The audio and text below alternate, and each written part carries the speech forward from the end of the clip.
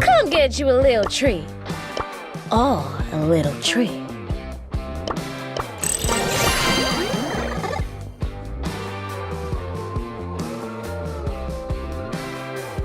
Did I do that?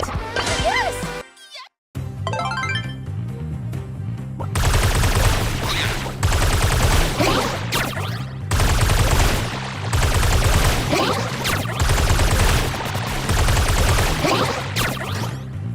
Turbine Toy, ready to tango!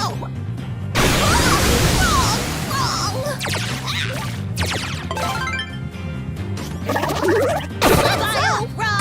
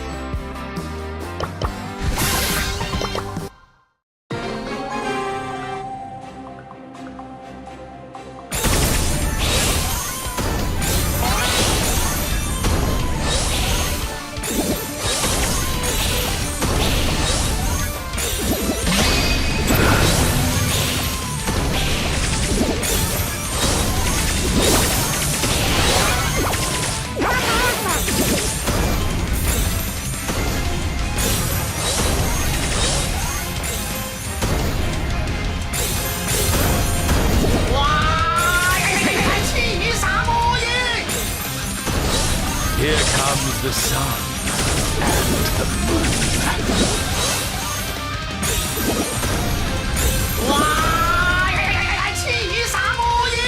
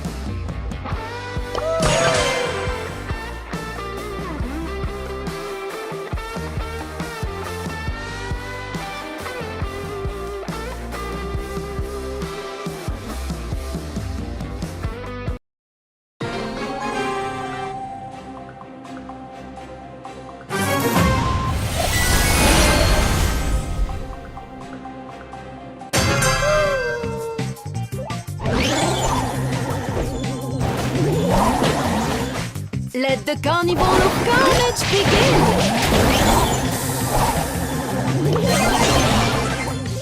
Hashtag winning!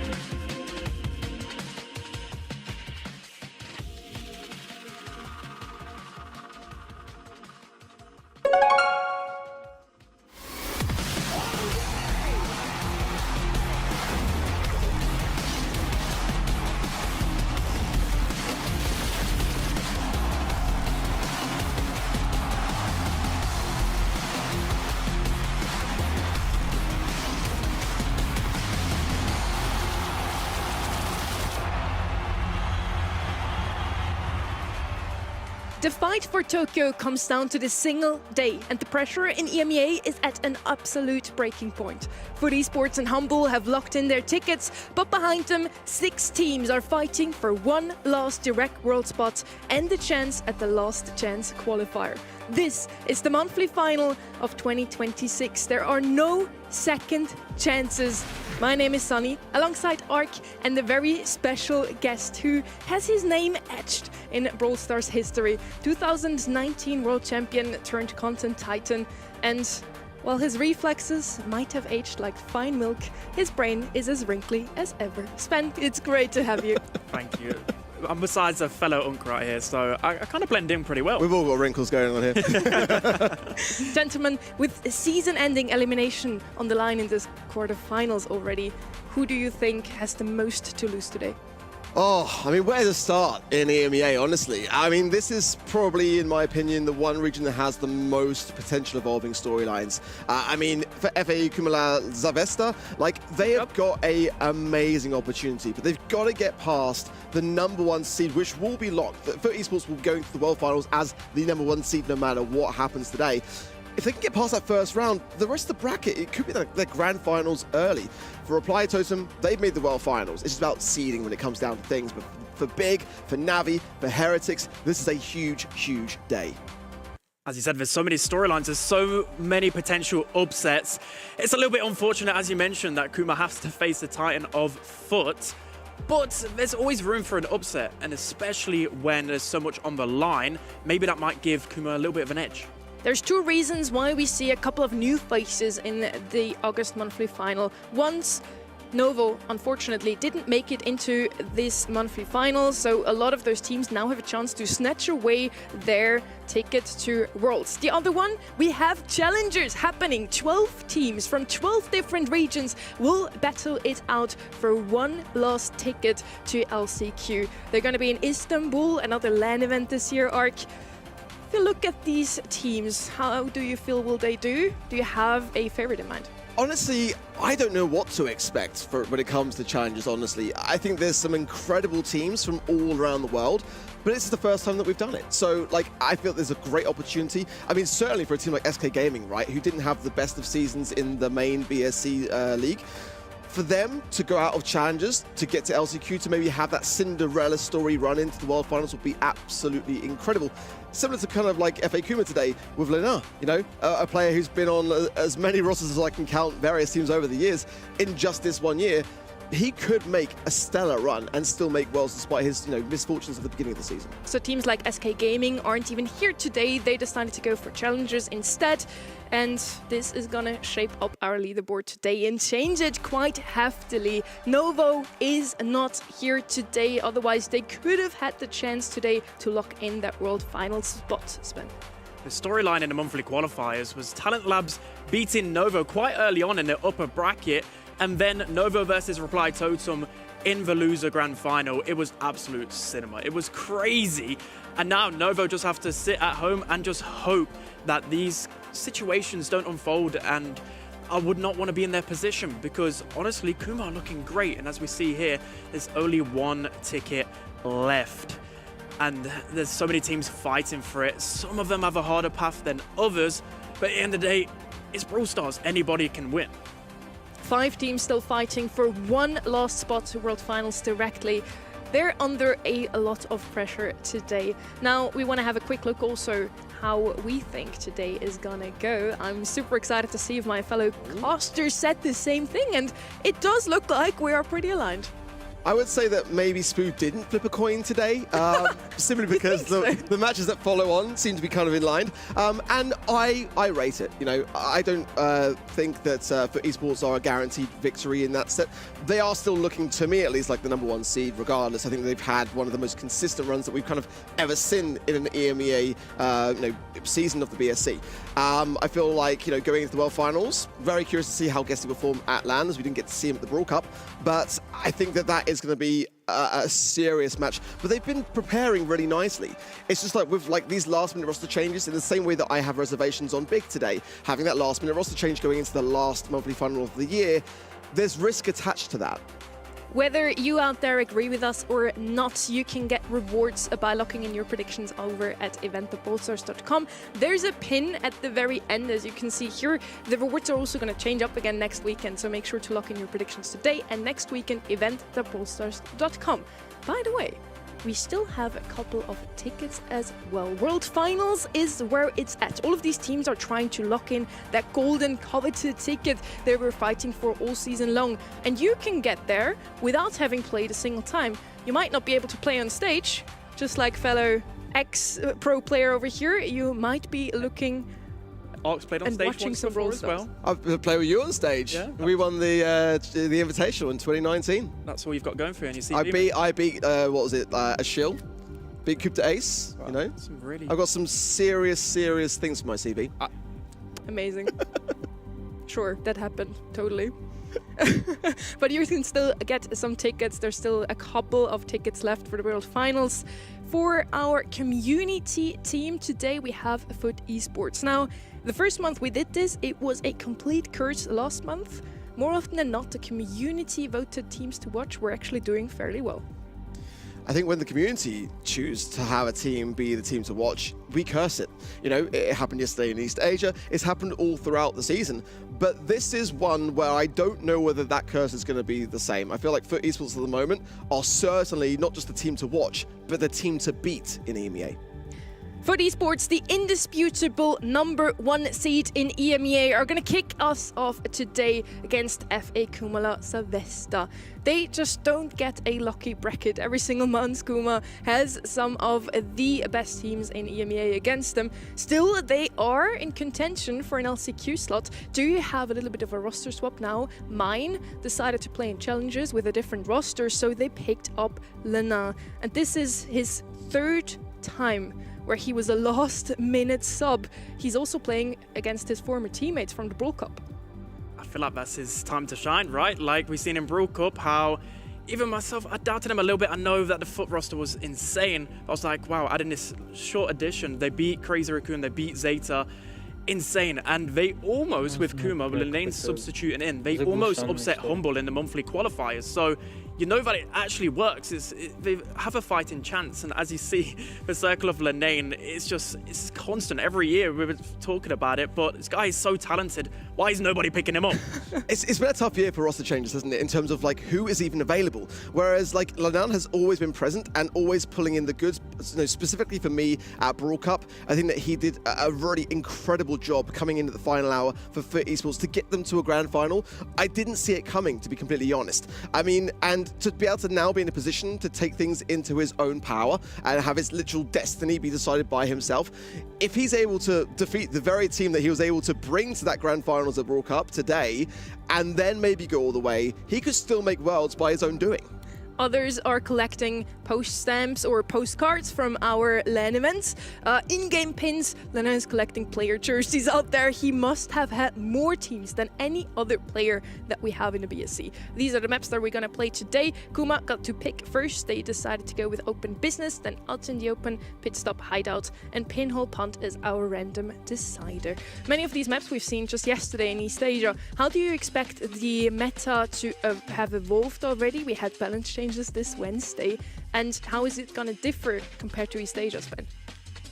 So I think we're fairly similar, to be honest. After like looking and analysing the metas, they are quite similar. And as you see by the global bans on the screen, Bolt being banned out by Foot, which nobody wants to see Bolt, right? But the thing that I was talking to Ark about it, teams were not banning roughs against Foot. It's like, this is literally the brawler that Foot play, no matter what. You can't counter Nob on the roughs, you just can't. And then going into the map selection, which you seen just before that, I'm a little bit confused by Kuma's map selection, because you've got Open Business, which is Foot's literal favorite map. Ouch! And and then look at this poll. They also pick Pit Stop, which is Foot's favorite map as well. So they're literally picking their opponent's favorite maps. You've got the vote there, which is nearly 100%. They've got so much going against them. 3%. That is one of the most dominant showing we had in one of the votes. Yesterday we had a vote that was only 2% for Fennel, 3% almost there. You guys are being harsh this weekend, honestly. But I think it's kind of warranted at the same time. I mean, Foot Esports have won a grand final in every monthly final in this summer split, and prior to that also. You know, I think if they had Guesty, would have probably gone all the way at Brawl Cup, in my opinion. You know, it's hard to say because it'd be Guesty's first appearance, but I think that would be the case. I also feel like, to be honest, like when it comes to maps, that first map, although it is one of FUT's strongest ones, they did practice it a lot. I think from memory, 12 instances, 10 of which they won. So I'm looking forward to this first map. Last monthly final of the summer split, last monthly final of this season, and we're going to start out on open business.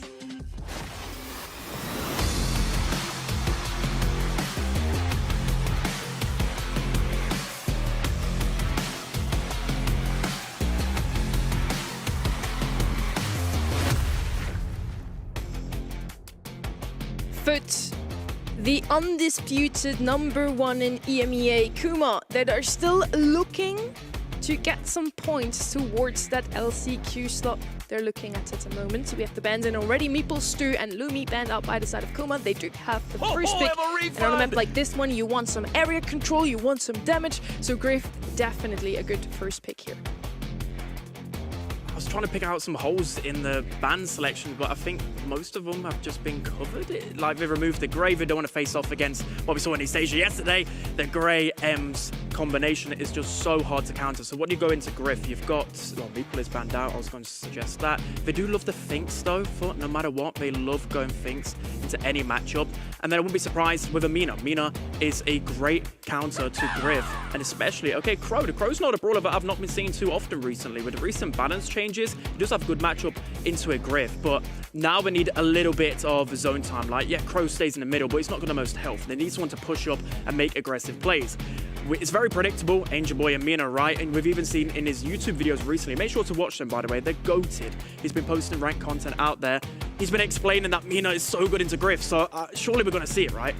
I want to see brawls like Max be sort of highly valued here. I think as well Sirius is definitely one for Kuma Lavesta that they like to bring in. Edgar, I think, is definitely up there. Sirius, yeah. I think like you've got to be a bit cautious with the Edgar open. I mean, Ems could also be an option here, but another brawler which is susceptible to Edgar. I kind of want to see whether that might be on the minds here of Kuma Lavesta. I think maybe Barry. I'm curious as well with this region how Damien is faring currently. We saw it drop off a little bit in East Asia, but still get some good results. I know you've got your reservations on that Brawler 2 spend, so kind of in these early doors moments in EMEA, seeing how they kind of value brawlers like that.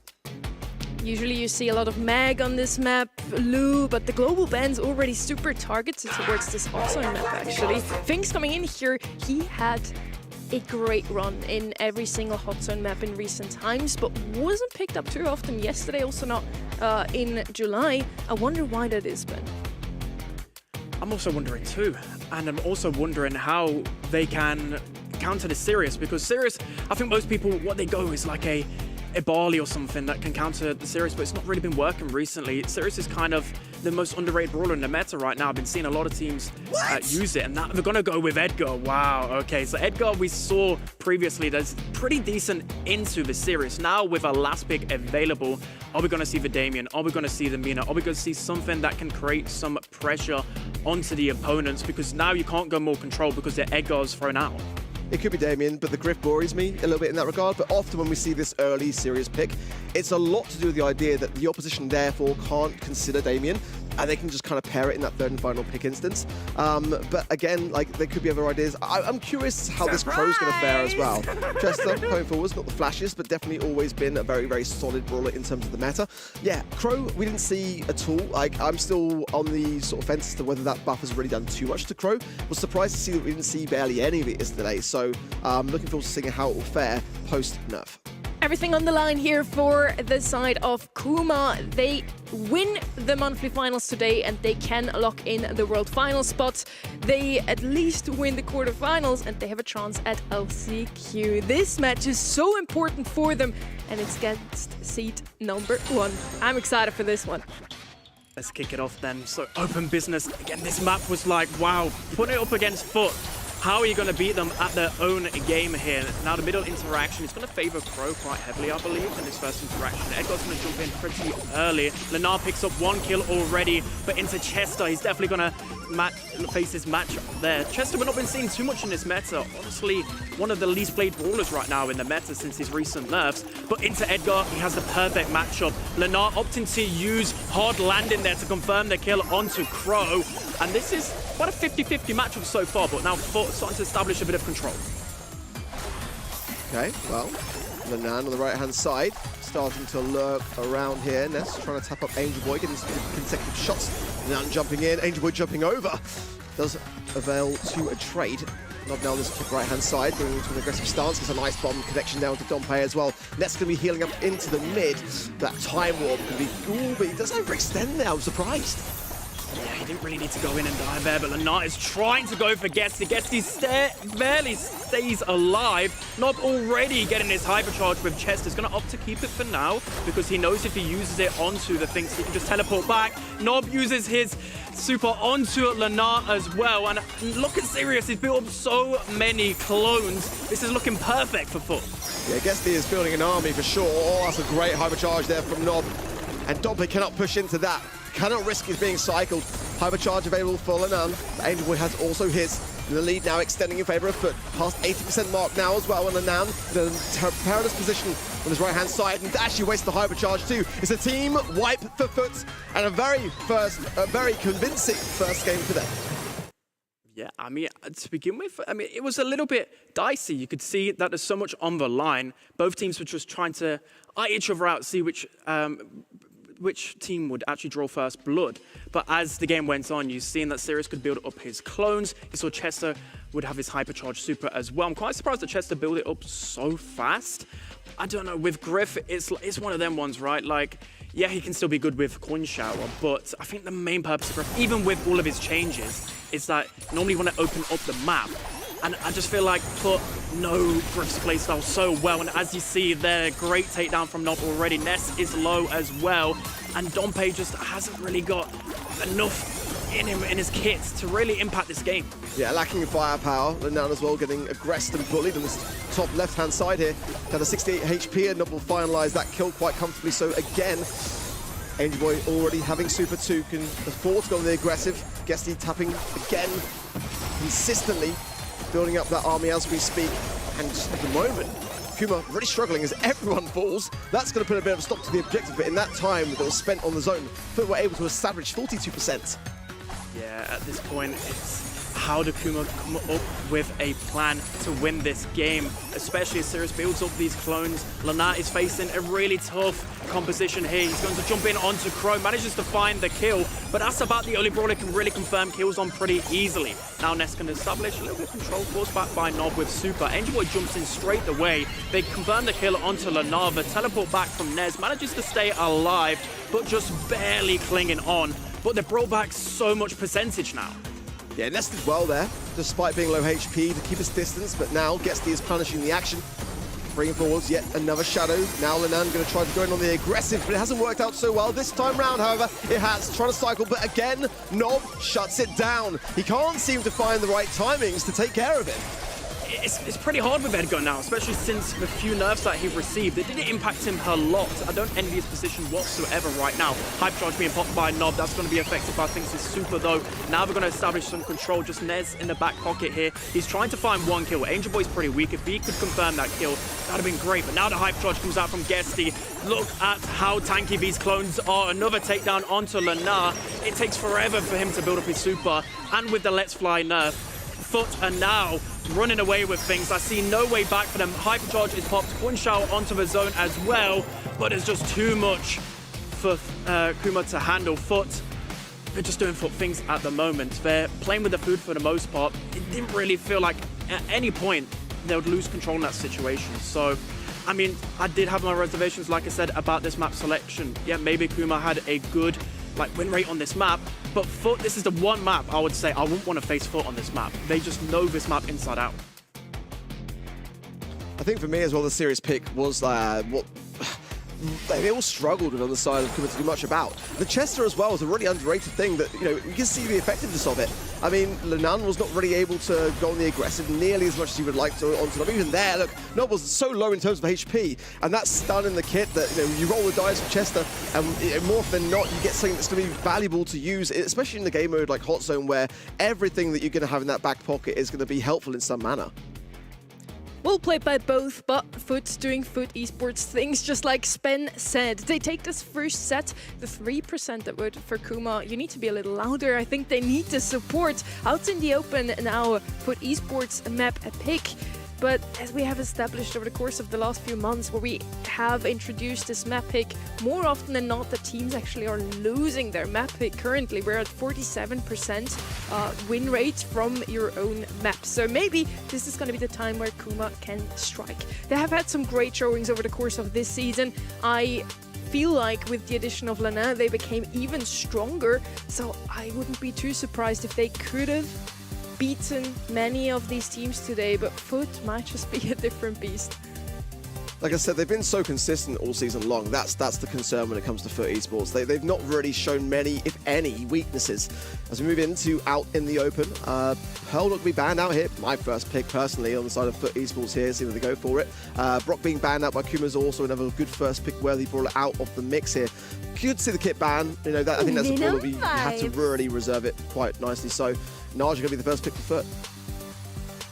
Naja, I mean, as a first pick, I know that Daryl and Kit are banned out, but surely this can be punished. I mean, Foot are the pros, they're the ones that are prepared for this, and you can never doubt them, right? But there are some holes in this, but this is the thing with Foot, right? Okay, if we go Naja first pick, they're probably baiting them out into something, because if you pick aggression too early, then Foot have another 2 responses to go. I mean, Surge is a banned out. We saw Surge not really work out too much into this. Leon is a great option into Naja because you've got the lollipop drop gadget, you've got the speed to combine it with that. With Naja, you need a bit of speed, you need a bit of aggression because, I mean, Max isn't banned out as well. I wouldn't be surprised to see a Max Leon and just run it down against this Naja. For me personally, most importantly on Out in the Open is to get into the mid. On the left side, you can either go with the Watcher, Angela would still be left open for that Eve potentially, or you just break open the map with Brock out of the way. Pearl would be a pick that I would still consider here. We saw a couple of times where Grey was played against yesterday too, but I feel like Pearl is just in such a good position in the current meta. So good into anything aggressive when she is super available, and she would also be pretty good against the Leon just with her burning gadget, making sure that they can scout him out very easily.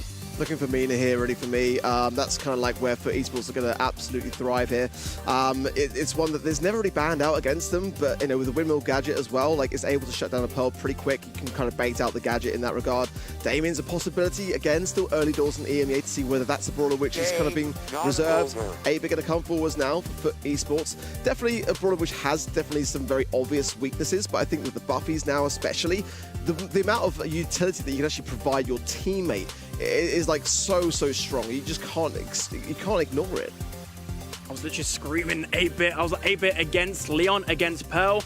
Pearl is going to get outranged by the Naja. 8-bit is going to also be a great counter to Pearl as well. Outranges, and especially once you get the turret. So now they're kind of hunkering down together here with the 8-bit being very defensive. Now they need something to maybe protect them or go aggro. Mina, Angel Boy, wow. I mean, still to this day, they're not banning the Mina. I know she received a couple of nerfs, but again, just watch Angel Boy's content. He's going Mina everywhere. He can win it into so many different matchups, and it's also got a great matchup into Pearl and Leon. A match made in heaven, these two. Angel Boy and that Mina, something that I hope I will never have to face in my life, please.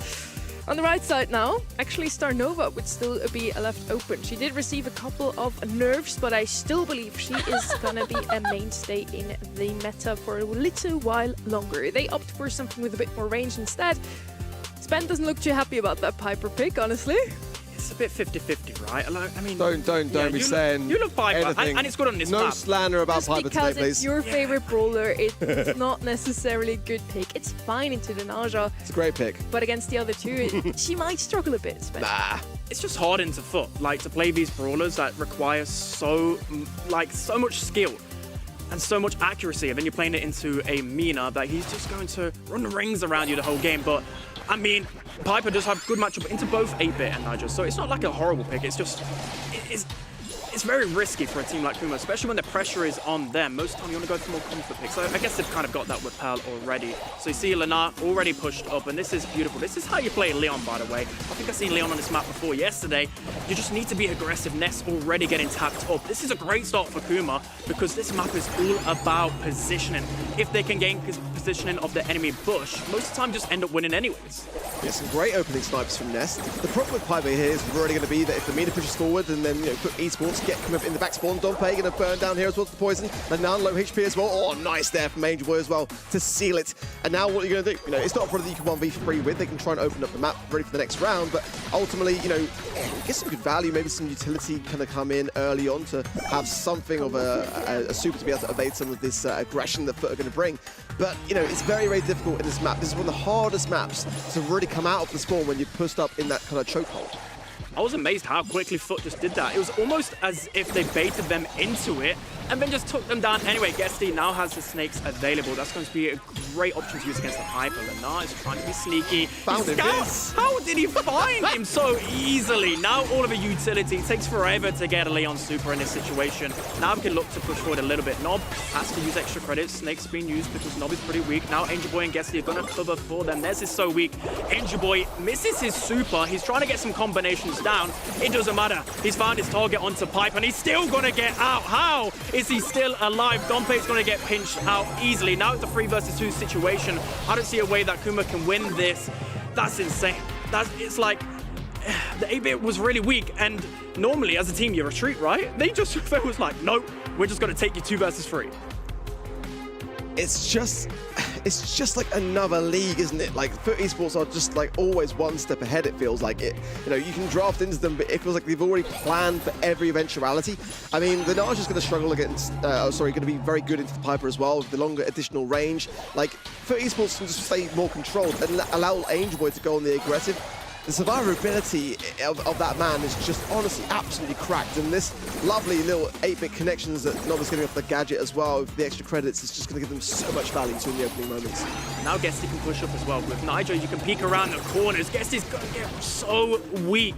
And as we spoke about before, with an 8-bit composition specifically, you need to try and punish it before he gets his turret, because once he gets one, he's just going to cycle it through. Extra credits get so much good value on this map as well. Everyone's grouping up in the bush. Now with extra credits with the Buffy, it's going to connect onto multiple brawlers. Ness going to get really weak here with the poison as well. And it just feels so comfy for Foot. They've got such a good setup. Dompe's going to burn down Nob a little bit. Angel Boy is going to get pinched out though. Incredible snipes from Ness. That is just a great situation to be in if you're Kuma. Yeah, sneaky work from Lenan, and the best chance here for Kuma to get an advantage. Good taps into Nob, and that's great work from Ness. And they should be able to still now Guesty and get a nice amount of utility for the next round. Break open some of those bushes as well from Ness. It's a really nice setup there for Kuma, but they've struggled so far. That's the first opening door. Let's see if they can turn it into a game. Trying to see how Leon sneaks in here. Like, where is his free kill? I think the only thing that Lenar can really do is just pressure at this point. Ness is going to snipe down Nob. Does actually take about half of his health there since the recent damage buff from Piper. She does a hefty amount. That's why you've seen her a little bit more often. But are just playing a slow game. They know they have to just wait around for Nob to get his super. Lenar waits for his gadget. He's going to push in. Ness has to fall back though. He's been tapped by Guesty. Guesty keeps landing these shots so frequently onto Piper. Angel Boy's going to have to retreat a little bit here. Now Lenar opts to use his super. He's trying to find somebody, but they know he's sneaking. They've got a turret to save them as well. Angel Boy knows that Lenaina's overextended. He's going to get the pinch out. Dompe misses his gadget as well. Now with the 8-bit turret set up, I don't really see a way that Kuma can save this. As you see, Dompe's just retreating into the gas. He knows he doesn't want to feed any more supers. Wow, this is Foot's to lose at this point.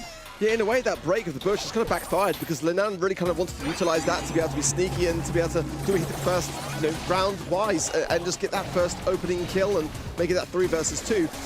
And Foot Esports were able just to kind of keep the control on the bottom right-hand side.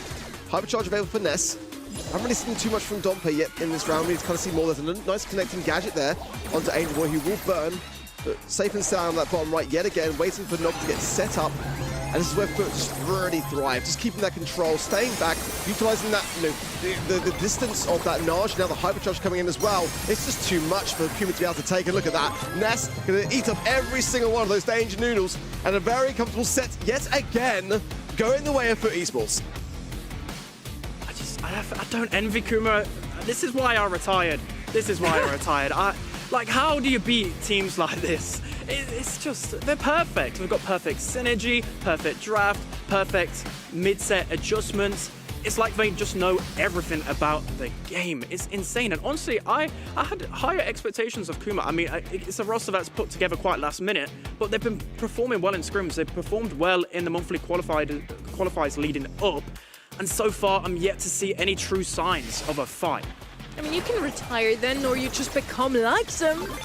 How about that? I must say, if you're not a fan of Kuma already, after what they showed us in the past monthly finals, I definitely became one after what we've seen in another little small tournament here in the EMEA, the Bobo League. Especially Dompe really shines in moments where he has to clutch, usually. Now, Pearl is not exactly a clutch brawler. I did, however, like how Kuma as a total played together. Whenever Ness was low, Lana pushed up. They made sure that they always keep Foot under control, but then the slightest mistakes, Foot can capitalize on, and that's what Spen meant. They're so good at, just making the impossible moments happen sometimes, where they just turn things around even if it looks like Foot is actually on the back foot. In the next moment they find a kill. Now Pit Stop is Kuma's pick, and we talked about it yesterday. It is one of the most scrimmed maps from Foot Esports. They absolutely love this map. Kuma scrimmed it even more often, so don't give up hope just yet. It's also the biggest coin flip map, though, isn't it? Which is kind of where I feel Kuma might be going with the bands here, the Buzz, the Miko, as well as the Kaze, Griff, Edgar, and the Cordelius also. Cordelius ban always, to me, says we're going to take away your defense and go in with something like a Melody or a Chuck kind of idea. Melody, I think, would be the best brawler to kind of make work, or something really tanky like a Bull, I think would be kind of right up Lenan's street here. Definitely as well, is Kit open? Kit is open. I think the Kaze being banned may deter players from kind of considering it a little bit. Really going to come forward to the first pick for Kuma, and this is a map that I can get behind it. I love the Rico, and we didn't really see it too much in East Asia because it's so strong. And this is a map down the years. I would know best, right? Rico is so good on Pit Stop. It's just made for him. There's so many walls, and especially with the buffies. At first, I thought, okay, maybe he's received some nerfs, but with Bouncy Castle and with Robo Retreat as well, with those new buffies, he's actually pretty strong. So what do you go with here? Now you need, I mean, Rico's actually not that good into aggro anymore. Before, with multiple launcher, you could just pop that gadget, stand still, and defend really easily. So we see the surge, and we see the instant shade as well. And the kit. I mean, what does that go to say? They're very happy with this draft. I think so too. Shade, so good on a map like this one. Kit, yesterday was used sometimes also to defend. On the other side, we have the Surge to do just that. Usually, Kuma loves to play Kaze and Lumi. Lumi was the first pick of Foot. Kaze banned out of the way, so they don't have much to go still. Boss sometimes showed up too, banned out by Foot as well. Foot really seems to have this draft under control. I think the only thing they could still go here is something like a Bull, thank you, because it's so good into the weaker assassins, like the less HP, hefty brawlers. Foot is, with every right, so super happy with their draft. They are just like happy to see it, which is crazy to me. Like that when it comes down to the draft, like they are literally smiling when they are feeling like they've got it under control. The game hasn't even started yet, and they're already feeling good about this. I mean, it could backfire, but it's Foot. It's like, Angel Boy's so happy with that. I mean, Bull in the past used to be able to do okay into Lumi with the hypercharge, but how is he going to get this hypercharge? That is the problem, right? It's going to take so long for him to get it, and you're just seeing Foot on their comfort brawlers, right? The problem is here, like, Ness isn't really going to get too much into the game. I mean, he has got pinched out here from the kid, jumping onto Bull. Lana actually getting some really good pressure there with Surge. Now Dompe can get onto the safe. This is a great start for Kuma. They're just saying, hey, we're just going to go for a base race as well. Angel Boy does clear things up, though. He's got a Shade Super to use, but now Shade has to defend against the Bull, and that's not really going to work out too well, because that's nearly 2 cracks gone already. Yeah, fantastic start here for Kuma. Foot behind. Angel Boy needs to get some good swipes here onto the safe. Trying to balance his time between the safe and Lenan there. He gets to jump out, but meanwhile, there's a big push coming in here for Foot. And there's only really gets to here on defense. There's a lot of Rico shots from the left-hand side. A stun that's not going to connect, now not coming in. But, I mean, it's a race that I don't think Foot can win. Yeah, I mean, it's once you get nearly a 2-crack head start, how are you able to defend this? Great plays there from Kuma so far. and they just doubled up. They just did something that Foot didn't predict. And like I said, it could have backfired. They were laughing at the draft. Sometimes complacency, it can get to you, but at the same time, I think it was just great overall game strategy there from Puma. But these great teams, they make these adjustments. They've made a small mistake there. They've let Puma in a little bit. It could be the most insane reverse sweep ever, but I think Foot will have other ideas. But certainly are not too deterred, but now Angel Boy and Nob taking his right-hand side and going straight for the juggler. But Lenan does a good job on defense. Angel Boy will get some swipes into the safe, trying to line up one now as well. But in the meanwhile, Ness lurking on that bottom right-hand side for Kuma, waiting for his time to strike. Nob might choose to jump it to get some swipes. That's shielding, keeping Ness alive here for a lot longer than I thought he would, honestly. But no crack of the safe, just 2% shy. I love the mid-set adjustments here, but Nob misses his jump. Lenar with a great time super. He gets out of there. And it's just a small percentage lead. Ness is just going to run up. Angel Boy is trying to work his magic on the safe right here. Oh, no. Opts to jump onto Angel Boy, but he can't do that whilst connected through a wall. Ness manages to get a crack onto the safe, but Angel Boy is swiping away. A few more swipes, and he's going to get his hypercharge. Lynette just jumps in. He needs to eradicate that straight away. Now guess he has his hypercharge used. Hypercharge from Lane coming out. He manages to get the kill onto Nob. Dompe's trying to sneak through. Hypercharges galore from Foot here. Easy kill onto the Rico. A jump from Nob as well is going to shut down that offense. Guess he just goes on the offense as well. They're just rotating so well. This composition, this roster can do everything. Yeah, put under pressure, but they are still in a very good, advantageous position. Now the connection with the kit is there. They should be able to seal this safe and get to a match point position.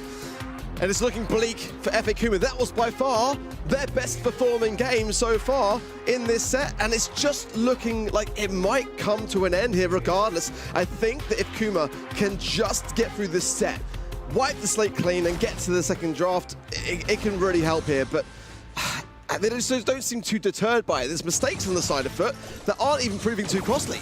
Their whole year is on the line here, but it's against Foot. They really need to pull the best gameplay they've ever produced right now. Ness is going to go on the offensive.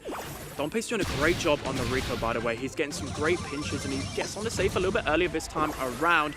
I think what Kuma have realized this time around is that Foot can just rotate between offense and defense. They all have capabilities there. Great jump onto Dompe there. That's going to confirm the kill with Gessie. Angel Boy, he knows that he just needs to get some damage onto the safe, but Kuma are doing great. They're now on the safe as well. Unfortunately, the safe was needing to be cracked just when Bull was there in time, so Foot can just get a great lead of 20% already. Nob going to finally get a connection to the Dompe on the left-hand side. Good stuff from Gestie. He gets the takedown of Lenan, but Less still trying to work this right-hand side. But Nob now safely onto that safe. 42% damage. Going to come back and does find Angel Boy along the way. That's great synergy there for Foot. Yeah, I was a bit on the edge again. I thought it was going to happen. I thought he was about to detach, but Angel Boy is now clapping this safe down. Dompe with a great defense with Rico. Hypercharge is popped. He needs to try and find Gestie immediately because time is running out. Ness has his super available. Will he confirm the kill onto Angel Boy? He won't because he was only a sliver away from gaining that super. Now Nob can go on the offensive. Now Kuma can't afford for any brawler to slip through. Both Nob and Gestie are on the offensive here. They're just going to wait to heal up. Now Hypercharge is popped, just 15% left.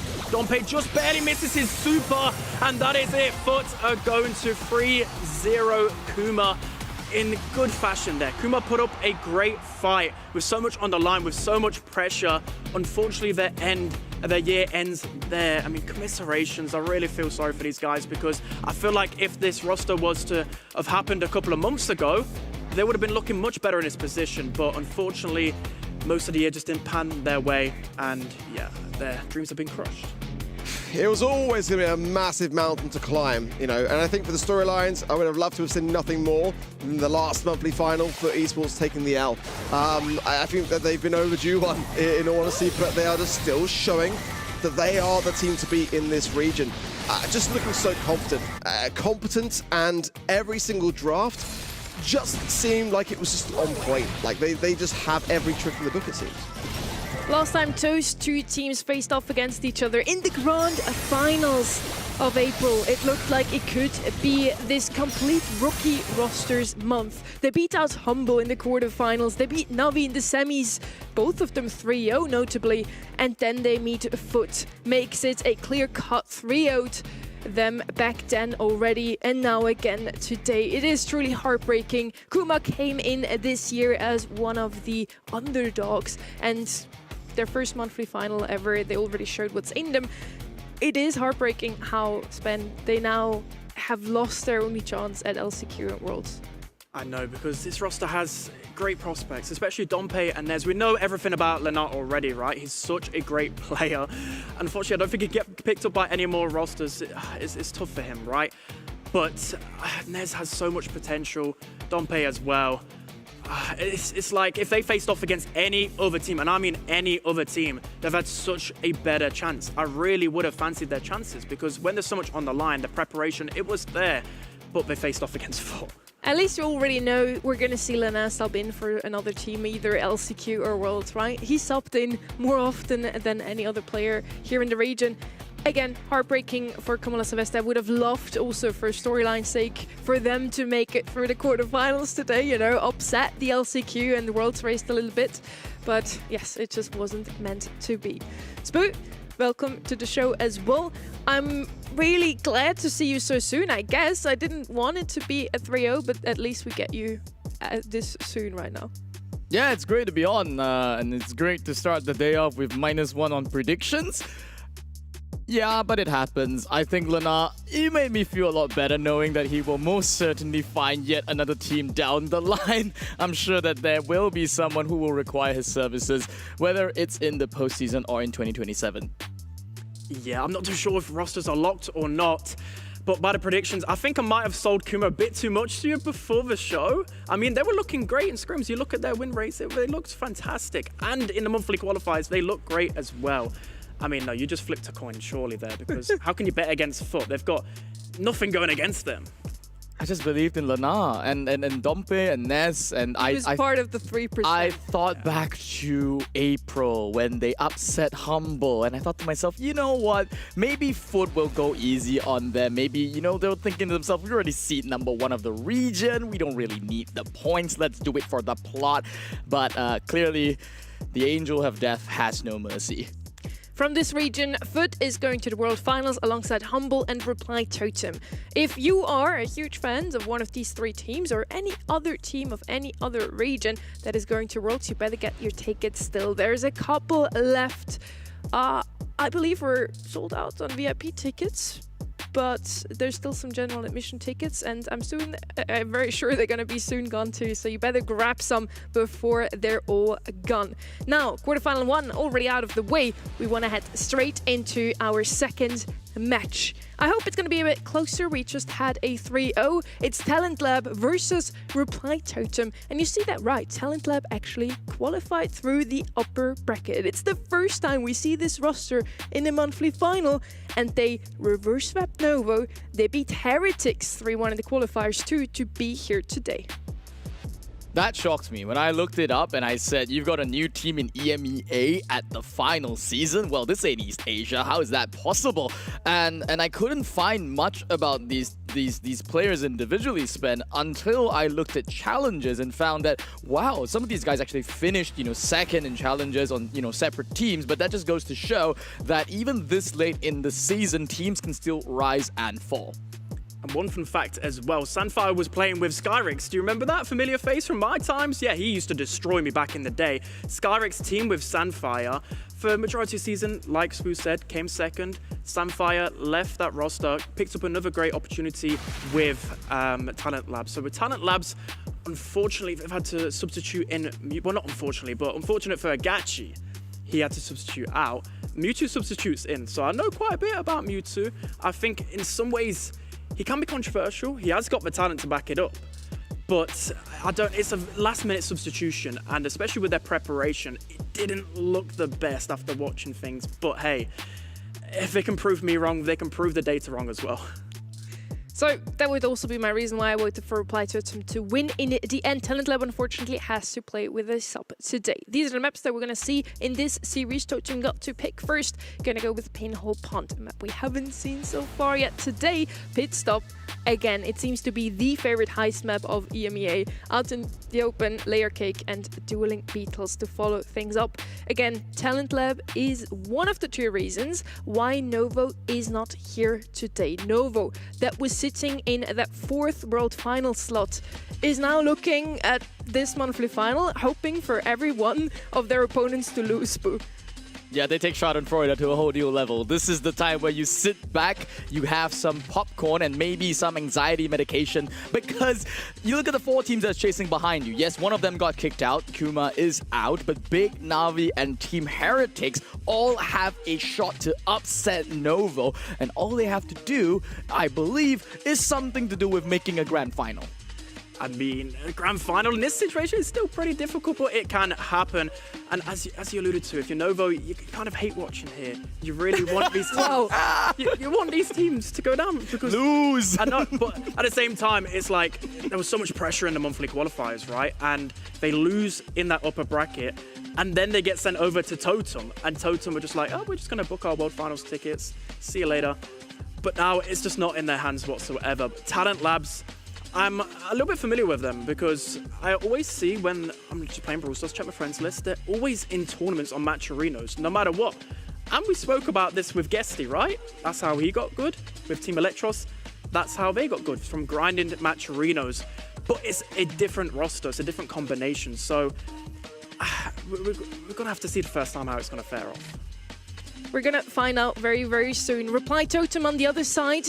Guess who's the second reason why Novo isn't here? Also beat Novo in the qualifiers. So both of them have sealed Novo's fate in this monthly final. The global bans are in. Bolt is left open for only the 2nd time this month. It was left open a single time in East Asia. Played only once that as well. He's super, super strong still after the nerfs on Wednesday. So this is exciting. Starnova is banned out here instead, which despite her being open a couple of times in the last match, we didn't get to see her at all.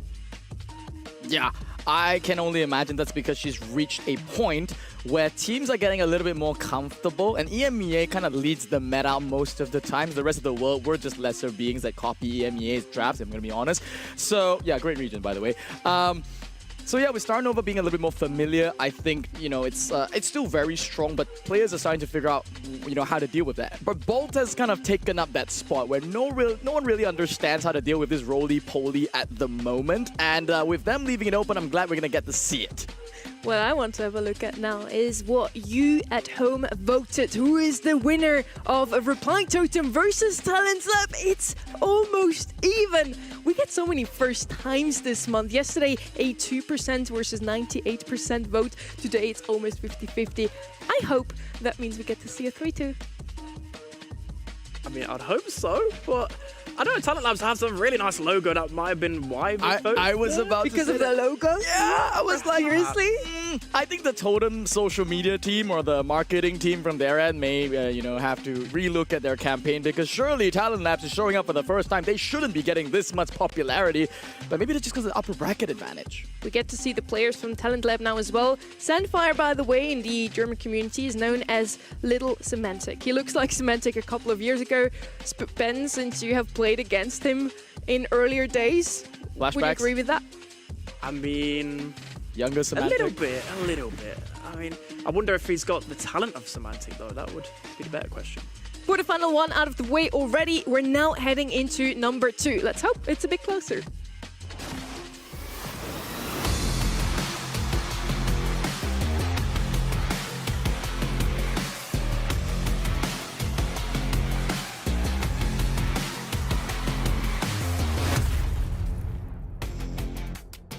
With a 49 to 51% vote.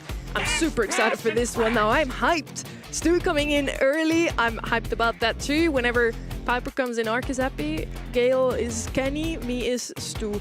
I really like that brawler. Super strong with his speed gadget. good on pinhole punt to just make sure you and your teammates can dodge it out a little bit better. You can break open the map with the other gadget, of course, if you decide to go with that. Now, left-hand side. Good answer to it usually would be either Meeple or 8-Bit. I quite like those two brawlers on this map. Both of them banned out there. Very well set up here. I think Stu's also a super versatile pick. And yeah, Talent Labs, they're a little bit forced to go for this Crow selection. It's a bit more of a, soft check there to the Stu. I don't think it's an oppressive state anymore back in, our day where we saw Stu Max and you're like, yeah, Crow's open. What are we doing now? It's not that oppressive anymore, which is pretty good. That's going to allow them to secure the mid control. I do think that they do need to develop something more aggressive here to pair with it.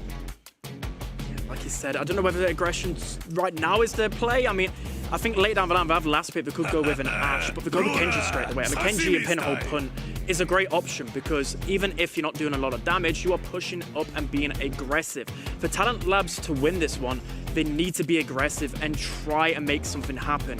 If you're just going to be playing the control game, you're not going to win against a seasoned team like Reply Totem. So now for Reply Totem, they need an answer to this Kenji. But what do they have in their pockets? They could go with a Gale. They really like Gale from when I've watched them in previous tournaments because Gale's a brawler where you can just easily scout the grass. You can literally pinch with yourself. So I wouldn't be surprised there, but they'll go with a Griff. Griff coming in here for the air control. We saw this brawler before on the map. I like it. Rico is a brawler that I personally would pick on this map. I really like him as well. I like your idea with Gale. I think for the Kenji specifically, they now have a Griff, so maybe something aggressive. The Damien is something that they play so often. A 67% win rate, by the way. Haha. It's been actually the demotion. That's great. It's booted too. Oh my god, I'm so embarrassed. Anyways, Damien as last pick. We saw it a couple of times yesterday. He has received nerf after nerf. Every single time we have balance changes spent, he has been addressed. Is he still good? He's still decent. Okay, but go with serious. I was going to say, it was one of two options here. You can double down with the aggression, go Ashe, because Ashe is great into Damien, great into Stu as well. We're going to go with Sirius, because Sirius is pretty good into Stu as well. It's the best counter to Damien Sirius, if you guys didn't know, because you can just build up clones easily. The more health that brawler has, Sirius can just take so much health for himself as a clone, and you also get the knockback as well with the clone, so it's a great matchup to have. Talent Lab with Mewtwo as a sub. Let's see what they can do today against a team that is already locked in for the World Finals. Totem just here to play for Pride. Well said, Sunny. Playing for Pride is what Totem are best known for, and also just winning games in general here. Very quick, aggressive push is going to be coming out here. Yeye is the first to fall, and this just might be an open goal for them as Joker just walks this one in. This is a lightning fast series spend. I tend to see this a lot in pinhole punt. People just run it down. If you think you've got enough health, and if the opponents have to build up their supers, you just gotta run. You just gotta run. Sunfire's already really weak. Joker's gonna surely just barely misses that one out, but it's a 3 versus 1. Totem, this is a bloodbath so far. Wow. But this is why these guys are so good. They know straight away by the enemy composition. Okay, they've got to build up supers. Just run at them. Just run it down. They haven't got enough damage. That was a 31-second game. 31 seconds. That is how long it took for Totem to, as you mentioned, identify that the weakness of this Talent Lab comp is the fact that they're just too slow. Kenji, usually strong enough to just run it down in the mid, is just completely blocked out by this grip and the Stu. There's too much burst damage in their part. But I do like what Talent Labs are doing here. They realize that they can't really compete in the early game, but if they hide behind these walls, yeah, play a little bit slower, allow that series to build up a little bit of that momentum, they can push back in the mid. Much better. Mewtwo gets an opportunity to push up as well. Joker's got to jump onto Yeye, but just manages to get the killer. I thought with those nerfs, sometimes Crow can actually survive that interaction. Manages to get the kill though. Joker is like a Damien specialist at this point. Bro just only plays Damien, but it's for good reason, because it works, and in these situations you need a good aggressive player. So I think with the matchups, I think they should be getting serious a little bit more onto Joker. Feed that super as much as possible. But on the defense here, Sunfire look for an opportunity to break out. One shot is going to go down. Joker's going to pop his super. Now with combination with Maori, great super out from Sunfire. And that's perfect for Talent Labs. I mean, they haven't even conceded a goal yet. That's an improvement. Big improvement, but it's still a ticking time bomb for them. They are waiting for that Kenji hypercharge, which is online. It is committed to the backline on to Joker, and a great defense blocking out Maru from that goal as well. Talent Labs continue to hold this position, but Joker's gonna be jumping in there, going straight for that serious, denying all that shadowy value that he brings. It was beautiful. He knocks him back towards his teammates again, and now Totem in a 3 versus 2 situation. Maori pops the Punch Shower, trying to keep Yeye pretty weak. Crow just doesn't have the damage anymore since the damage nerf. He's so easy to pressure, and it's literally been 2 minutes of Totem just sitting in the bush. They're playing patient. I think they even think that when it comes down to overtime, they have the composition. Maori's going to throw out his super. U2 barely survives. Mario actually going to get punished there from U2. Now it looks like a great situation for Totem to reset here, but still keeping control of the grass, even with a man down. Joker's got to jump on in. He's got enough health to walk this one in. Now, Totem in a winning position, 20 seconds left. What do Talent Labs have? Flashbacks to 2023 as Totem pioneered the theorem on Brawl Ball. Pass it to your teammates is the name of the game. Goes forward onto Joker, who jumps in there. He just needs to buy time. Only 8 seconds left on the clock for Sandfire to desperately get this ball over, but nah, Maru's over there. He's gonna stop this one, corner the ball in his own pocket, and that's gonna be Totem taking the first set.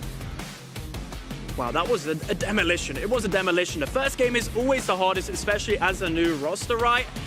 But you would have at least wanted a little glimmer of hope. I think that glimmer of hope there was definitely Sandfire. He was working pretty well considering he's into a Damien, constantly pushing him back. The composition, like I said, I mean, Sirius is good into Damien, but it's a very bushy map. If they would have gone with something aggressive, it's risky, right? It's risky, but Ash has good matchup into 2 different brawlers. I thought maybe going into this, they just need to throw the kitchen sink at it, because like, what's the worst that can happen? Totem are going to outplay you the majority of the part. That's why they've already booked their slot to the World Finals. I want to take Totem a bit more under the loop here. They came such a long way. A very rough start into the season, actually. Semi-final out for them, after that quarter-final out, and for April, they did not even qualify. It looked like Totem was in shambles. We're not going to see Totem for the first time in ages at the World Finals. And now, already locked in, playing the August monthly finals, completely chilled, leaned back, and they look like they just rushed through the competition today. That might as well be another 3-0 after how that Brawl Ball set looked. They won in June, and after that, in July, they got finally stopped by Novo. Got their revenge now in the qualifiers, of course. Totem is looking like one of the teams to beat in EMEA. I'm excited to see them shine today, to see how far they can go. On the other side, of course, for our storyline, if Talent Lab wins this one, it would be a more interesting race. Interesting, but not really consequential for the postseason, if we're gonna be real here. I mean, Totem, they are looking really, really mighty strong now. I think, as you've already mentioned, and the spring split spin was a bit of a disaster for them. I think you and I spoke a little bit about how they were having some issues, for sure. I mean, even from the outside, you could tell that this was just not the Totem that we recognized, you know, back in their prime in 2023. But right now, do you think the way that they're drafting, the way they're playing, is it more reminiscent to that time at their prime? I mean, they're locking in at the moment, like you alluded to. Earlier on, it just seemed like a roster change might have happened. Is this really your best? I mean, the Kaze coming in, and this is a specialist from Joker again on pit stop, or just any heist map in particular. Joker always plays this brawler, and Kaze is such a hard brawler to play. Every time I watch him, like, how is he getting so much value every single time? Now, if you're Talent Labs, how do you approach this? You've got the kit that is often used, and you don't want the kit to synergize with his Kaze on this map because it seems like a good recipe, even though it's a little bit of a funky one, a little bit of an untraditional one. A lot of teams have been going it pretty recently, so I'd probably take that away from them. And then you need, I'm going to say a shade. Probably going to pair a kit and a shade. I'm a guy getting flashbacks here right now. Pit Stop, a map that we've seen today already. Quarterfinal number 1, it was Foot Esports playing Lumi, Shade, and Kit. Let's see if we're gonna see the exact same now from Talent Lab. On the other side, we had Surge, Bull, and Rico. Kaze was banned out for Kuma, so they didn't really have a good follow-up to that Surge. I like these Kaze Surge comp a lot better, so let's see what they can do with it. Last pick now, first up though, and it's not gonna be the Kit. That's a must pick now in my eyes for Reply Totem here, together with the Kaze. Such a good synergy, great at defending, even a Shade. Nita, of course, also has some great qualities. Whenever she has the bear available, Hyper Bear is gonna go a long way on save. I think a thrower could be really good here, right? Like if you can limit the Shade, the Nita, the Lumi, I think Berry is probably your best bet, I would say. Very Like EMEA Barley. pick. Yeah. Yeah, Barley even, because mainly because I think they're expecting this kit. Okay, they go with the Griff. Won't I break. feel like We all wanted to see a kit, but there's the Griff instead. I don't mind it. It has a lot of damage output. They play very defensively here, though, with the Griff and the Surge. This does not just make the Shade ridiculously strong, though. I mean, yes, you've got Piggy Bank, but there's unbreakable walls on this map that you can't break. And this is a very fast-paced map. It's going to take ages for them to break open the entire map and deny that much value away. But perhaps maybe they believe the Surge is sufficient to check the Shade, and that's why they think it's good. yeah, Surge is a decent counter to Shade. I think Griff is quite clear. There's a weakness in Talent Lab's draft. It is Shade and Nita get kind of countered by the same. It's either wall break or throwers to limit them and limit their never mind. space. I mean, there we go. Joker already finds his way onto the safe. And now with Nita pushed up, there's no way for them to really defend it. I mean, Lumi can be half decent into Kaze, but Kaze's got so much mobility. She can dash in and out of Ye's attacks. And Joker's just ran up the map, got the crack. It's just really easy for him so far. And with Piggy Bank as an option, he opts to break open the defensive moves for Talent Labs, which it's a bit controversial, but hey, these are the pros. They're going to jump in here. Joker's going to go pretty weak. A great stun there from Ye. He's a bit of a Lumi specialist, and it's his favorite brawler, but they just can't even break through.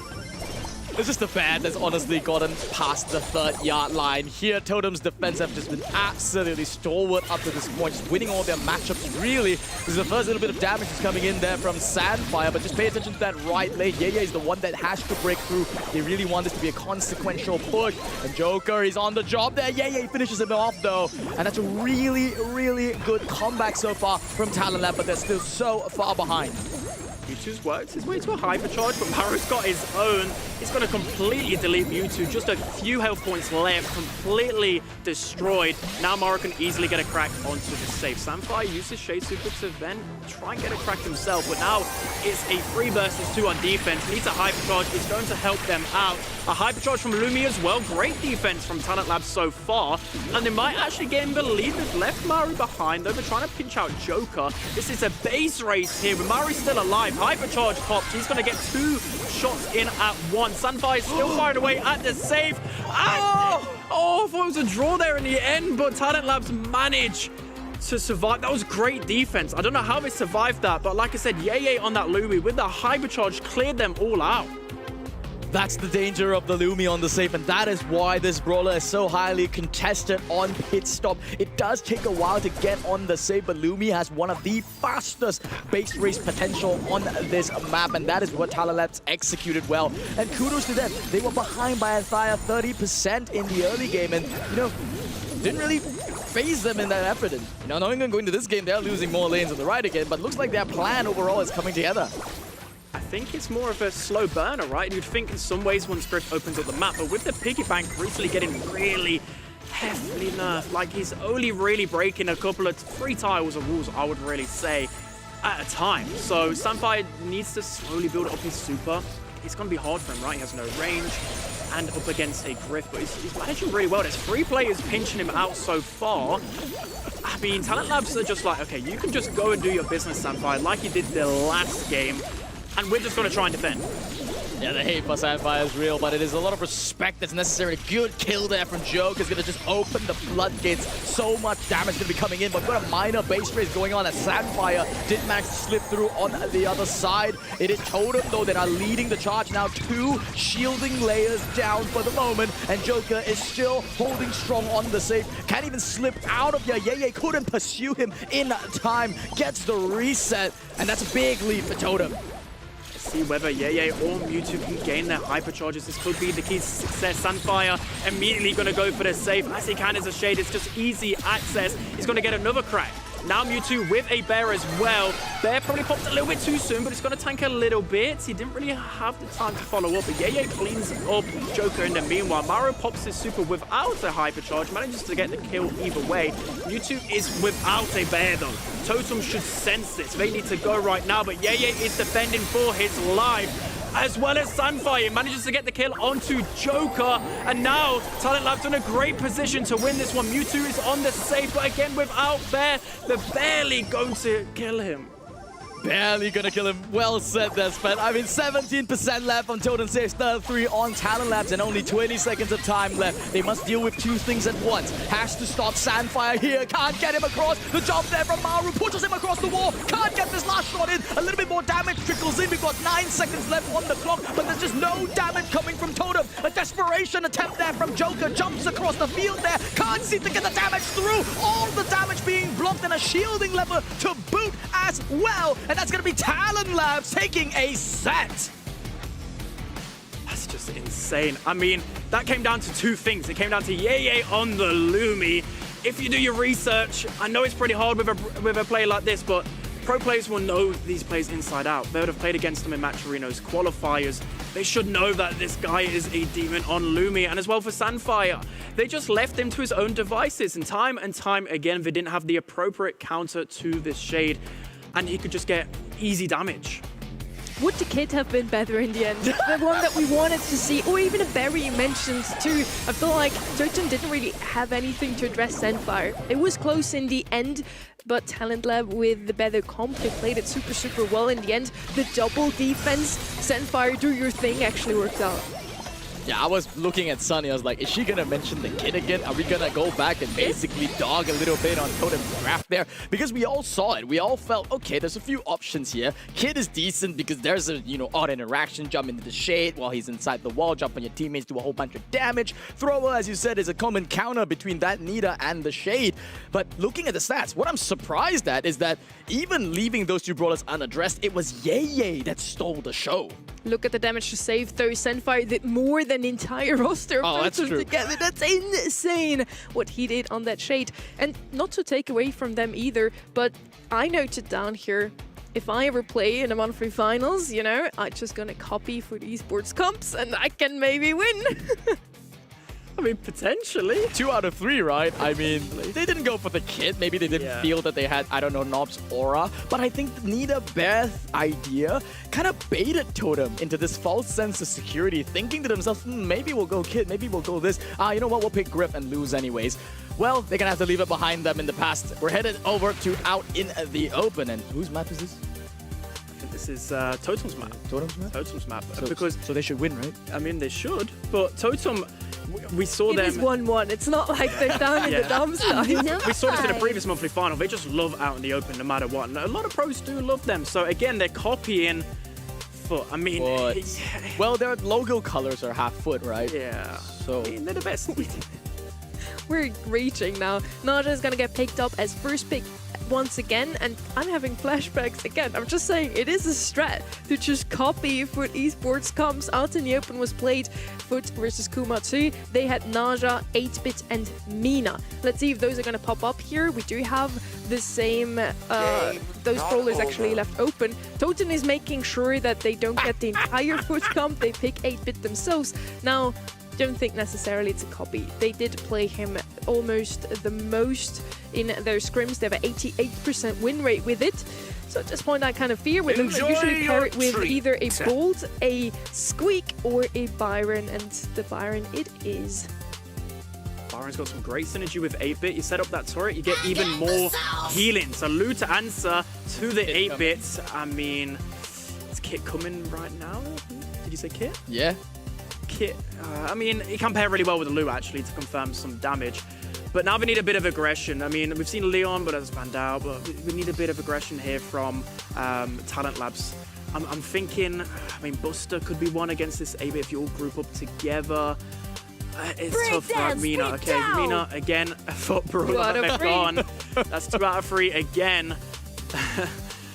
I mean, you asked for something aggressive, and conceptually it does work. And after looking at what Angel Boy did, I think you'd be pretty inspired yourself to go into it. But this is a much different environment, right, Sunny? I mean, it's not a Leon and a Pearl that you're really going into. It's an 8-Bit and a Byron. This is a much, I would think it's better-ish matchup for the Mina to get through. So even though they don't have, the entire Foot Esports comp, this is pretty good. Yeah, but Meeple, it still being around is definitely gonna make this Mina's life a little bit more difficult. Mention of Meeple, the gadget is there to stop her. Rage Quit does the same thing. So whichever gadget that Meeple will pick, it's gonna be good into Mina. It's gonna have some stopping power. Both teams have a hard time to get into the mid though, especially the Ape is super slow. We don't have wall break. That's going to be an interesting matchup where we really just need to hold on to those chokeholds on either side. Interesting always to see an on the open comp that doesn't prioritize the tempo of getting into the mid. There's no wall break, there's no water walking. There is Amina though, so she will have instant priority, scout out the entirety of the team here. And Totem on the other hand, eventually will get into the mid as well.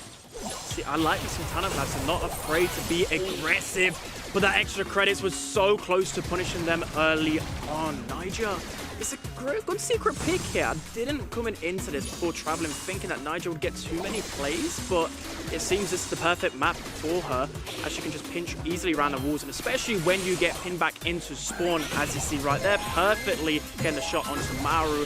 But Mari has his super set up already. Mewtwo's going to focus onto the easier matchup for him. He's going to try and get some easy supercharge, because as the game starts to reach the latter stages, that loose super is going to be really critical for some control. You're going to have to try to deter Totem as long as possible. Sandfire going in for a really aggressive play, gets stunned there by the Rage Quit, and Joker comes in with the heals, keeping Maru alive, and with the smoke closing in, it's an inevitable, slow, actually not that slow, quite agonizing death though, nonetheless, for Talent Labs. I thought that Talent Labs maybe in the early game could have a little bit of a better chance of winning there, but Sandfire's going to push open. Maru's going to get really weak. Now it's a chance for Talent Labs to gain some control. 8-bit turret's going to be put into a little bit not aggressive position, but in a position where maybe Maru could have used a super in combination, opts to keep it. Joker's going to get pinched out here. He's just one tap away, 12 health. Maru's going to body block for him as well. Joker's going to repay the favor and heal him back up. But you can't just sense that there's a few glimpses where Totem could have probably died, but for sure, Talent Labs didn't capitalize on it. Wow, that is why Joker is the GOAT. The absolute GOAT. He's going to be keeping Maru alive here yet again, just healing him up. He's so annoying on this. Byron is working overtime here and is allowing for his teammates to really shine here. Maru's going to be, once again, Rage Quit on the right, but no pinches from him. Maru, though, on the left, lasers down. Yeah, goes so aggressive. Get another one. He wants a third. Not going to get it. His fellow brother is going to kill and steal from him. Take away that little bit of glory, but wow. Totem are really amping up the team play here. That was just hilarious to see. He just throws the 8-bit hypercharge onto his face. He's like, okay, I'm going to shoot one way. My hypercharge turret's just going to pinch with me. You're doomed. You're absolutely cooked. Talent Labs do have a glimmer of hope. They won the previous set, and there's a few instances where they could have punished Totem, but this is the problem. When teams get to this position, I mean, they could punish him. Maru's really weak, and he's poisoned up. There we go. Finally, they capitalize on it. Good teams make you pay for those mistakes. Talent Labs are finally warming up here in this set. Joker is not relenting though. 2 versus 3 right now. He's just going to be trying to get some supercharge here. It is tapping away here. He's actually healing up Maru still. There is a very small possibility that they could still clutch this one, but it's very, very slim. They're going to commit it though. Yeah, that's a sign. I mean, yeah, Sven, you're looking like, wow, they really, really want to either waste utility or they just believe that they can somehow gift this matchup. They want this more than anyone. I mean, the 8-bit should be able to get his turret back. He doesn't actually hit many shots there. If he would have connected, he would have got that turret back in the end. But again, Talent Labs should be in a situation here to capitalize. No 8-bit turret. It was wasted. A little bit too aggressive there from Totem. Maru's going to get caught into the loose super as well. He's going to go down. Surely even Joker's heals can't keep him alive. And now we're in this situation again with Joker and Maru trying to make something happen, with Sandfire lurking in with Mina. I mean, Maru, he's just a poor little 8-bit, right? What can he do without his super? And Talent Labs, there we go.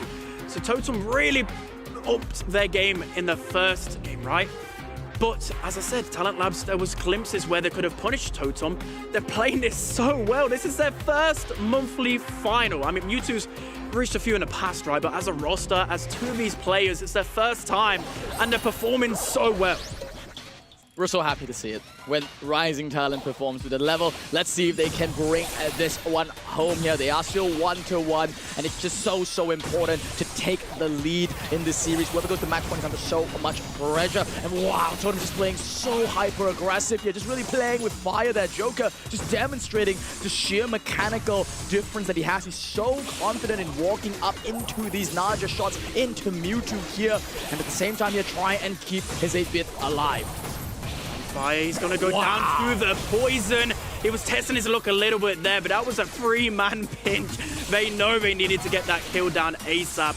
Don't make Totem angry. They're gonna be pinching you out like crazy. Mewtwo barely stays alive here. Yeah, all he can really do here is try and build up his super. He does just that. But what he can also do is build up this hypercharge. A Niger hypercharge going into potentially a 3rd round would be devastating. Let's see if he can land any shots. Doesn't manage to do so just yet. Mewtwo as well. He knows that going in, it doesn't really matter. He can feed the enemy supers, right? But if he gets a hypercharge as well, it is game changer. 3 supers online, 1 committed there. The booster beacon is going to be thrown down, gives so much move speed to the team. Maru is no longer a slow walking 8-bit, is a speed demon now, just chasing after Sandfire. Wanted to go for the pinch there with his extra credits. The Naja super is going to be nullified there by Jokers on his own. And looking at that left lane, Maru is just aggressed so forward, dodging out every single shot. Even got a new super from Mewtwo committed just to try and drive Maru out. And this is just Totem pinching Talent Labs into the base. They're under so much pressure. Maru once more. Sandfire goes in. There's a hypercharge at the ready. This surely should be a kill. It's going to allow Joker to be going in there. Mewtwo's the target. Pokes the ice block, but it's not going to be enough. Sandfire, he comes out of the base, tries to make a Hail Mary play, but no, Joker will tap him up as well. And that's just one lonesome Yeye left. Maru giving credits, giving the chops there, shooting his teammates saying, well played, sir. Really well done. He really put his team on his back there, to be fair. I mean, you said it perfectly. That was really good from Totem. Like I said, don't make them angry. They know that they're the better team. They just need really angry. They just need They to look so angry. They just took the entire map in control and just blew them out of the park. You really fought for just a split second there. Oh, can Talent Labs go 2-1 up here? No, Totem just ruined the storyline for everyone. It's ruined, put it under them. Wow. I think you said it so well during set number 2. There are signs of life from Talent Lab. It's really not that the comp is fundamentally broken. I think this is actually a very skill testing, very even set. We saw mistakes happen on both sides. You can see here like Maru getting caught here, the whole team grouping together for the easiest loose super on the planet there, and getting caught out multiple times there. But that I think is also the signs of what makes a really confident and a good team. Totem play as a unit, punch as a unit, walk forward. You can tell that when someone dies, it's not because he was mispositioned. Maybe he trusted Joker, and a series of, it just takes so much bad events to happen back to back for this to go on. And yeah, Maru really put his team on his back. I think we saw Mina here before on this map, and she had a lot of a better matchup than into a 8-bit and a Meeple. That was really what shot Sandfire down, and without her, they couldn't really enter the map. They were pushed out so often. Really well played here by Reply Totem. They're now 2-1 up. One more match away from the semi-finals. And as mentioned before, Talent Lab, they're out of postseason contention, but this is their first monthly final. They're still here to show what's in them. Layer Cake, we haven't seen yet today. Once again for Reply Totem, their most picked brawler is 8-bit, followed by Amina and Kids, interestingly enough. 2 brawlers that we've mentioned so often today already, Sven. This is a pick from Talent Labs. They're going with another, we mentioned it for the first time in today's stream, cheesy map. Pit Stop, a map that's predominantly base race, right? Layer Cake as well. You normally see the shades, and Talent Labs have done their research. They've took the 8-bit out of Totem's hands there. So what do you now go into an 8-bit? The problem is Layer Cake is good. 8-bit is good, but there's so many walls, right? Surely a throw is going to come into play here. I really like Berry into 8-bit. I was just about to ask. Question. Is 8-bit early bad? Question. I think it's fine. 8-bit pretty good, even if you don't have anything to break up in the map, but Talent Lab still has 2 picks to pick up something like a Great later on. Now, if you manage to take down his turret every time he actually farmed it, that's why Sven pointed out that thrower, I think you can counter him, but even then 8-bit does a lot of damage. He's just slow. I think with 8-Bit, it's like a tough one, right? Like, there are counters to him, but it's 8-Bit. With his new buffies, he just deals so much damage. He always has his turret available, even after a recent nerf, which nerfed his supercharge rate by about 20%, and that's not really touched 8-Bit all that much. He still has his super, like, you noticed it so many times throughout the sets. He always has that available. And there we go with the Berry. Berry and Rico in combination. I love this from Totem. Berry is just the spiciness from EMEA, in my opinion. A lot of teams love the Berry. And wow, I mean, this is a tough prospect to go up against if you're Talent Labs. You could be something to go in Barley. Barley's always the best option to face off against Berry. But the problem with a Barley, both 8-Bit and Barley suffer to like an calculations are correct. Very true. Barley would have a good, decent matchup here into the Berry on the other side. Whenever Talent Lab actually decided to go 8-Bit, they paired it with the Berry, so both sides kind of picking the brawlers away, and Berry will fulfill what you and I set up already. Is this really you your want best? something to take out that 8-Bit turret. Kaze coming in here, some aggression. I like that into Berry, even better than the Barley actually. I mean, it's really just for the blue star, right? Like, this feels very, very desperately like they just want to grab that blue star, come back, play from behind, turtle in the base like what 8-Bits do. But, and also it's decent into the Berry. You always want to have an assassin to just pressure the Berry so he doesn't, you know, he can't just play in aggressive positions and opt to play by himself.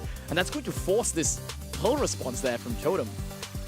Hell is a bit of a weird one. Like, I mean, it's going to work into Vikaze, for example, but 8-Bit counters out the Pell. I think what they needed was a bit of health, so they've gone with the Pell, right? So Berry gets more value, can farm more supers. But it's a tough one, right? Because Kaze, we've seen a synergy before, right? Kaze gets the blue star, 8-Bit defensive combination. It can work out. But like, how do they get into the base? How do they get the Talent Labs base here after Blue Star? That's the question on my mind. You've got a Berry, you've got a Rico, the two brawlers that can get just a lot pinch in. Yeah, I think what a lot of players do, which we've seen yesterday with Kaze, you get the blue star and then you just sit in. I still feel like if you get blue star, you've got to try and get some value, which Sunfire is doing perfectly well. It's like he's listening to me right now. You need to still build up your super and apply pressure, because a Rico can just shoot around walls, right? Like, he can just apply pressure himself. He's opting to use multiple this time around. I think that's going to be a good choice into Meeple specifically because of that single shot fire. It's going to waste 2 pieces of ammo. Manshooter Meeple's going down. They have a super to combine it with, but they don't want to overextend because Mewtwo is weak. Very, very clever play there. Just buying time, honestly, at this point. They now have to wait for another Mansions of Meeple before they can opt to play aggressive. And this is the problem that I kind of feel with Totem's comp here. They will be just chasing Sandfire for the majority of the game, and the timings to play off is going to be on this Maru super. He does have it at the moment. You see Fanstorm committed together with the Mansions of Meeple, but 0 connections. It's a golden opportunity now for Totem to potentially pressure into this base. Maru playing with fire here. Okay, Joker with a beautiful super. Almost getting down 1. How is nobody dead? Thank you. Finally, Mewtwo goes down. Mewtwo trying to buy a kill, but into a Berry that's consistently healing his teammates up. It's hard for a Meeple to do too much. He really lacks the damage in this situation. Sunfire trying to stop them from grouping up with that Fanstorm, but the Hypercharge is going to come out. Maru's going to get boxed in, but again, there's no super to combine with this. There's no super to take him down, but Maru again getting pretty weak. The pressure is great from Talent Labs so far, and with 20 seconds left, this is setting out to be a great finale. It's a 1-star differential. Mewtwo does have that open. You see a Hypercharge Fanstorm going out there, obscures the vision. There's the super there from Mewtwo, allows the penetrating shots, connects onto Maru, and oops, bye guys. Wave goodbye. We're going back to the base. There's no way you chase up to up, losers. You're gonna take the game a loss here. That will be Talent Labs taking the lead in this set. It's just hilarious how fast 8-Bit ran there. Like, that's the fastest he's ever ran. There was no one even on his tail. It was just clear daylight, perfect from Talent Labs. I don't know whether Totem pushed back too early there in that situation, but that's the power that Meeple can possess. Just being able to box and gain so much control. They used it so effectively. I mean, he was warming up to it, Mewtwo. He was landing the gadgets. And then finally, at the end, when it mattered most, he pulled it out of the bag. But I've got to give credit to Samfire there. He was chaining his supers so well. He knows as a Kaze, he can't really go in. They're all grouped. A great kill from Mewtwo there. Joker tries to respond. He's pretty weak, though. It's going to be hard for Talent Labs to find the kill. But they get a second as well. Maru's surely going to go down as well. No, manages to stay alive with the blue star intact. That is, it's a bit of damage limitation there. Damage mitigation indeed. Poor start there from Totem. From now they are down by entire 3 stars. They still have the blue star though, so it's just a kill onto Ye or Mewtwo that they need.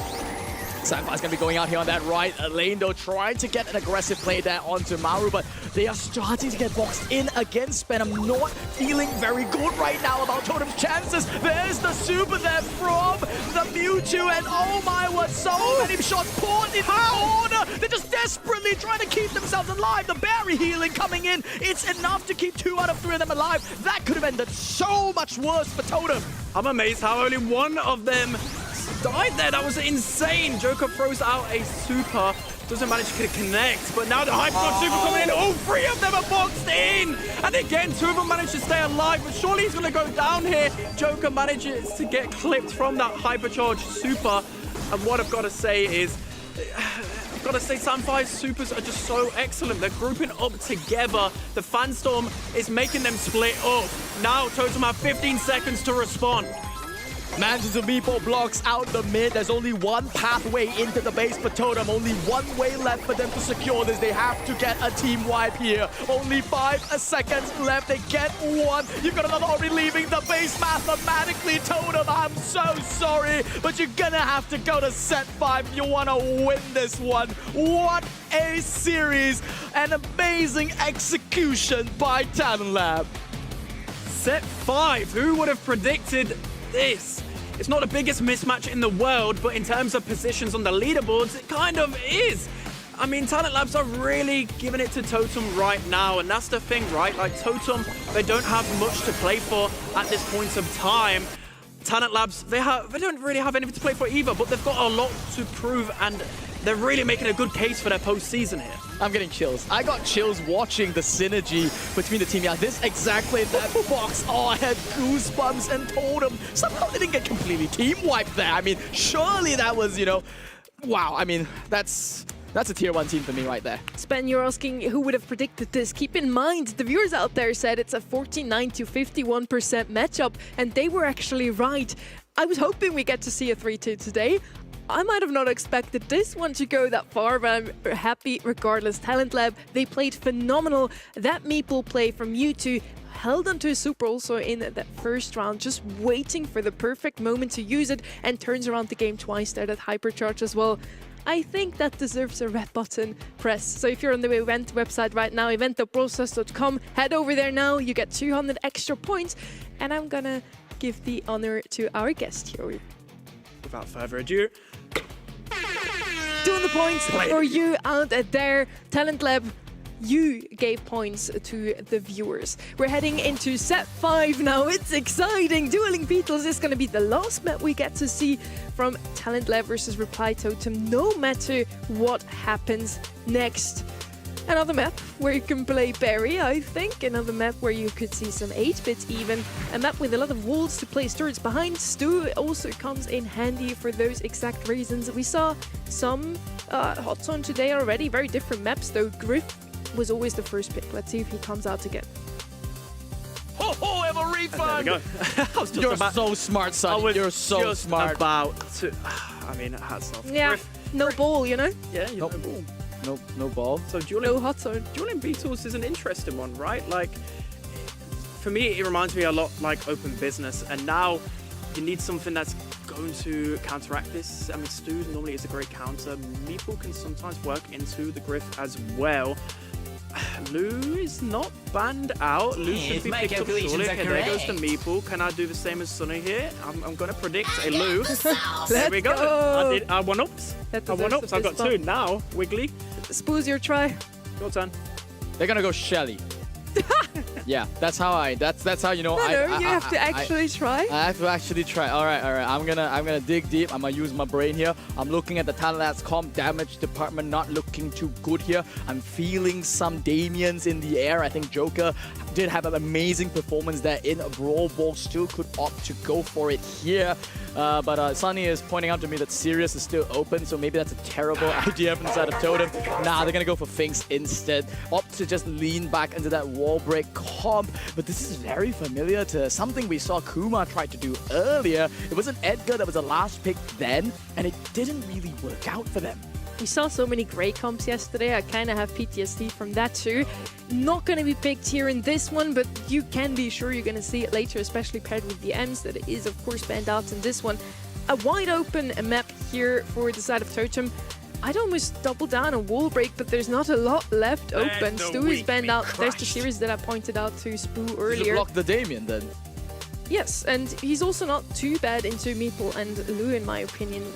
Whoever you can farm up supers easily, and whoever's shadows are going to be the strongest. Meeple shadows are so strong because they have sort of an auto aim, right?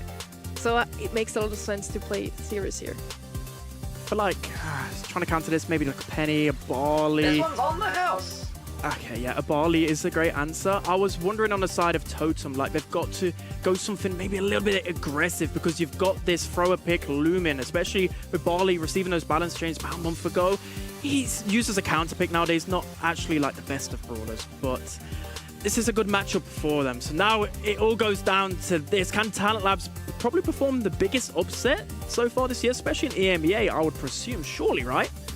Well, the bigger one was when Humble lost 0-3. I'm gonna always point that out. But this one, though, is a big sign for the 2027 season for sure. Talent Labs, as we've already mentioned, don't really have a postseason to play for. Totem, though, they're locked in for Worlds, but Pride and Ego are still on the line here. They are on the ropes here, going up against this monstrous Barley last pick, and the Lu Super already going down here, isolating that right side of the map. It's a decent start there for Talent Labs. Murray needs to keep this position ASAP. He's got great control over Talent Labs, but the percentage is definitely in Talent Labs' favor. Joker's going to apply a lot of pressure. Sunfire's going to find the kill. He is pretty weak here. Maori should find the kill. Maru as well onto the zone, doing a great job overall.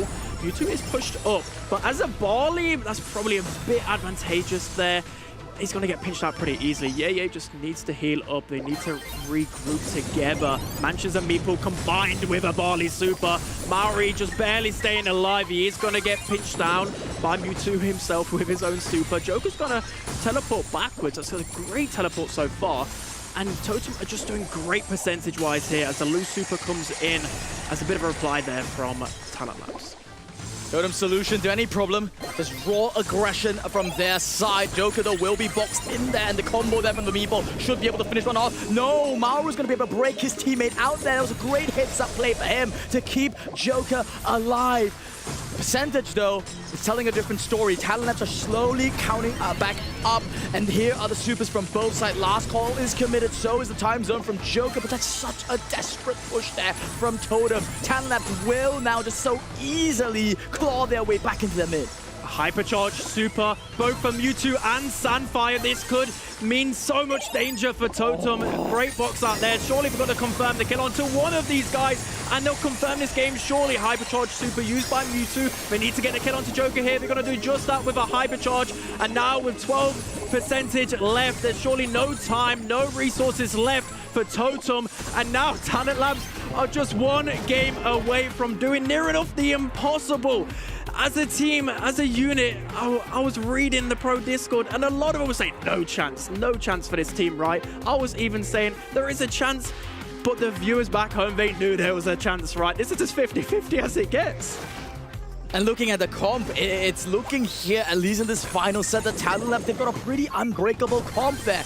I mean, the margin of error is so small for Totem, right? Like, if there's a single team wipe that happens, you just get boxed in the base so easily by this Barley, by this Meeple, by the Lu Supers.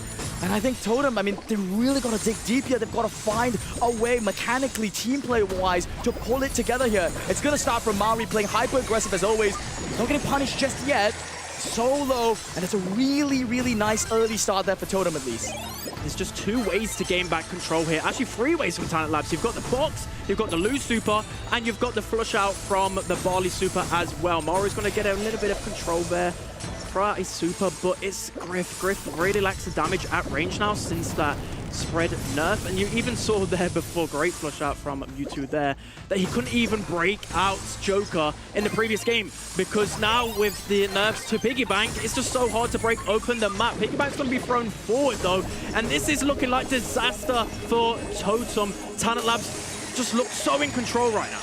There's just entry hazard after entry hazard there for Talent Labs. I mean, you've got so much to get through. This ice ring puddles. Joker, he's got godlike mechanics, but really going into all of these different hazards inside the mid. Yeah, every time they try to step on the point, there's a box, there's puddles.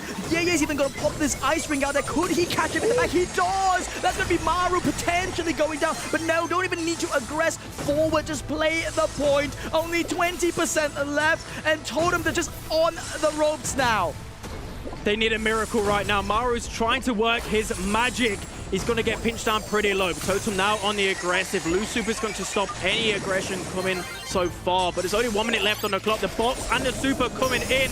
That is Joker down as well. Mewtwo's throwing out the Hyper Charge, and now Talent Labs surely are going to be confirming the win. Everyone is down from Totem. Oh my God, how have they beat Totem? Totem, oh, Mewtwo with the crying as well. I mean, fair play, man, fair play. That's gotta be, oh, that's just, I've got no words. I don't want to say embarrassing, but you've got to be so angry if you're Totem, right? You turn a new corner, you look so good, reaching a grand final, reaching a semi-final as well, and the new boys, they just turn off all the cameras. They've had enough. They must have seen the crying. Oh no, and Mewtwo's going on a celebratory journey. Yeah, he's just walking around his house, thumbs up, crying emoji. All right, bruh. I mean, there's a limit before this starts to feel like just stepping on them. But wow, I mean, yeah, and Sandfire, let's give kudos to them as well. We want to point out once again that